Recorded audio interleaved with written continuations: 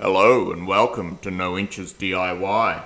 In this video I'm just going to go through some footage that got lost from previous videos. It's all from the first week of the 80's house reno.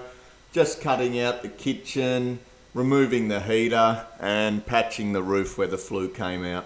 Whenever I'm working with these artificial woods, I like to fully mask up. I'll just double check. 490. 490. So the minimum allowed here was 55, I think, so I've got that at 60.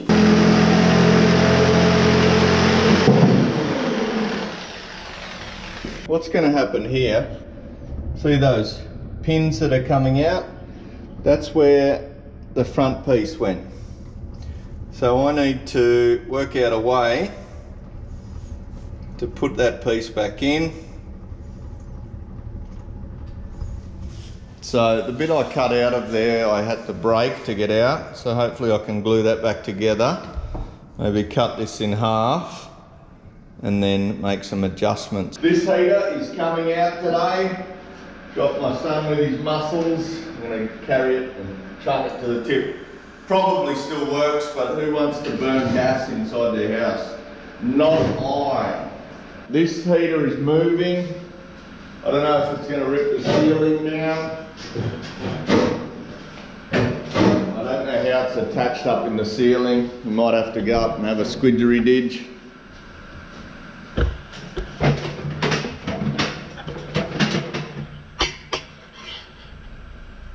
Don't know, I'm going to go up and have a look. Then it's coming out. Alright, I just cut that with a grinder. I had it led all the way forward, so it fell. Right, a very unfortunate incident has happened here at No Inches DIY. Doesn't always go to plan. When I dropped that heater with the grinder, she fell forward and obviously had a sharp edge and it has cut the cord to my grinder. So I've got another grinder at home that I can go on with, but that one will be taking a trip to the electrician to get a new cord put on it. I'm only halfway through this job and I probably need to do more cuts, so it's come at an inopportune time. So there was a crappy old table there made out of a lid of a septic tank. The rubbish we made from the tiles, the stove, the heater, the oven, bit of old garden trellis, all this junk. There was an old table. We put all this on, take it to the tip. One of the biggest parts of renoing is trips to the tip. In Perth, in the Canning Vale tip, it only costs $36. So I probably budgeted more for that for tip fees, because in Melbourne that'd be hundreds of dollars. Here we are. We're mixing up some roof mortar, because up the top we had flue coming out through the ridge cap. So 2 bits of ridge cap and 3 tiles have to be tuned up.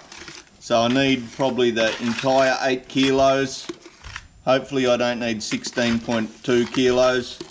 And we're just mixing this up, and then I'm going to go up and throw it in. Never done it before, but we'll give it a go. The flue came out right in the middle of this tile, and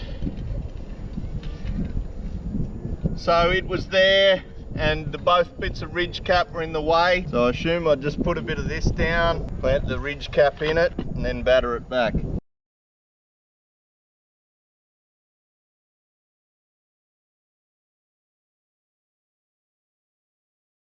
This stuff's a little bit tricky to work with. Never done it before.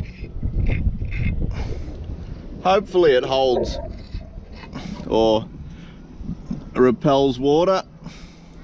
Otherwise this has got like a rubberized paint on it. If it doesn't, there is a bit of a leak there, I'll just cover it with the rubberized paint. And hopefully that's the last time I'll be up on this roof for this foreseeable future.